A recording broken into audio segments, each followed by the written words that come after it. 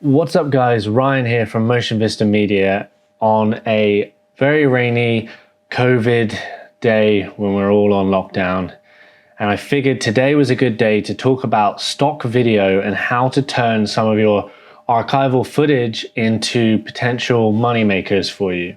There's probably loads of clips on your hard drives that could be used for stock video and could be valuable to other people.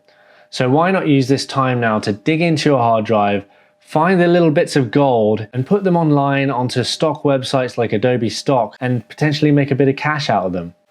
Okay, so I'm going to do this all in Adobe Premiere. And first of all, we're going to come here over to the computer and I've imported some clips from our little walk in the woods. And I've already done a little bit of this. I'm actually going through the drone footage right now. So I label everything accordingly. I add a D1 to all of my memory card footage from the first memory card of the drone that I upload. So D1 is always the first memory card. And I can see here that I have my clips of the woods. And basically all I'm going to do is I've created a timeline here that I want to use just based off of the settings of the clip.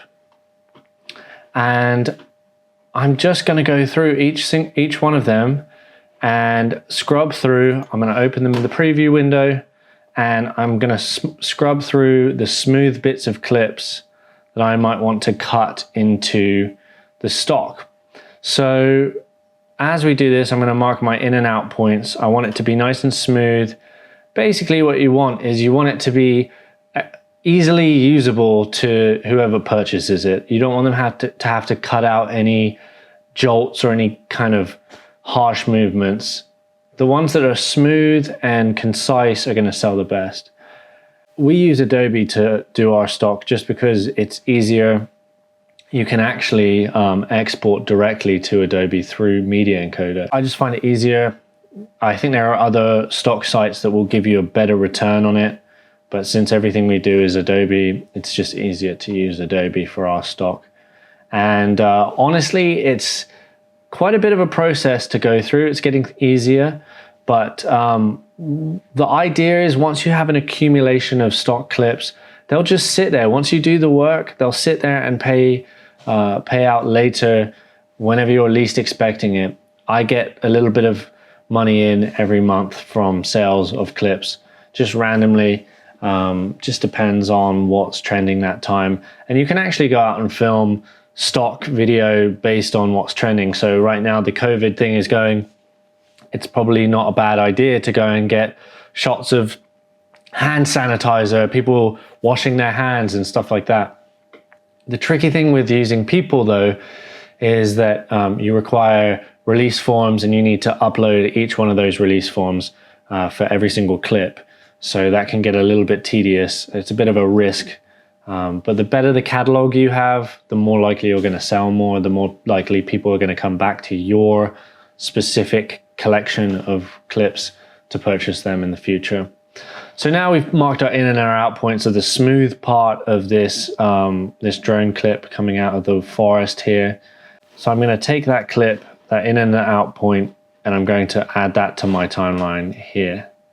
Now, I'm currently using a really cool mouse. It's a gaming mouse that I've mapped each one of these keys. So it's actually really quick for me to go through and select the in and out points of every one of the clips and then put them into the timeline. I use this button down here to mark the in point, this button here to mark the out point, and then the middle button to drop it into the timeline. So if you see here, I'm going to take this clip again. If you're like I am and you just continue recording the whole way through your drone flight, you can just cut each one of these into little bits. So you can actually make more money instead of putting this whole clip on up as a stock clip. You can cut it into pieces and then it's more valuable because you can sell two clips. So you've got the rising out of the forest, the upward movement, and then you also have the pan across. And provided it's a 5-second clip, you could cut that up and sell that too. So I'm going to mark my in point with my mouse here, or Command I. Actually, I'm going to start it from there because I want to start it on the movement. and then I'm just going to let it run. You can speed things up a little bit. You just want to make sure the clip is smooth. And I fast forwarded here and it's kind of slowing down a little bit. So I think I'm going to clip it there, mark my out point, Command O, or sorry, it's not even Command, it's just I and O. And then I'm going to move my cursor to the end of the timeline, reselect this, and then I'm going to drop it in. To drop it in at the end, I believe is Command, no, it's comma, I think. Let me just check. Yeah, you can add comma, it will add it to the end of your clip. Okay, so I'm going to continue going through this, and I'm going to go and sift through, cut every single one of my clips and put it onto the timeline. I actually don't really use a flat profile most of the time whenever I'm filming just random stuff. I just use the standard profile for DJI. Doesn't give you as much versatility in the color grading. However, it does make it a lot easier whenever you're just trying to bust out these.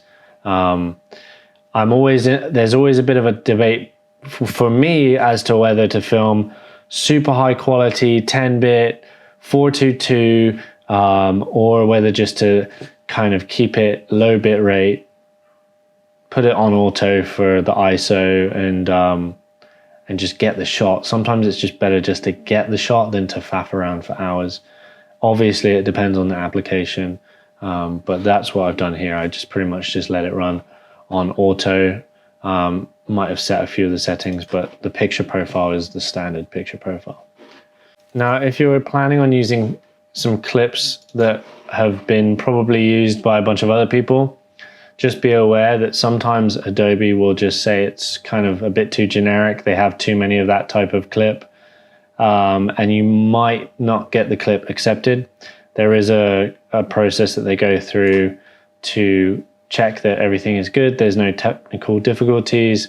If you really botch up your frame rate or there's something wrong with the shot, they'll definitely reject your clip, so you can't sell it.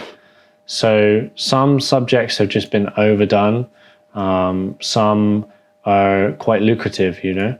So you'll be surprised at what people buy. I've filmed shots of fields in America, farmland and stuff like that, just drone flyovers, and people buy them.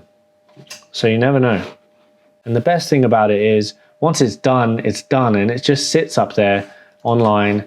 And you'll be surprised when people decide to purchase stock from you, and that just kind of accumulates in your account in Adobe, which is kind of cool. So I'm going to finish doing these, and then we're going to move on to the next stage. Okay, so now that you have your clips all on your timeline, it's time to separate these individually so that they can be exported one by one. And the way I like to do this is I like to create sub clips based off of what I've already clipped onto the timeline. So we'll make a new folder here.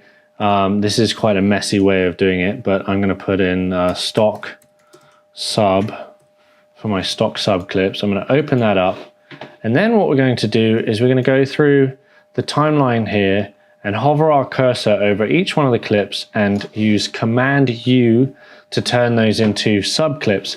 That'll put those into this bin here, and then I can select all of those clips in this bin. So then what I can do is I can take all of the sub clips then and batch export those in the correct format for Adobe Stock.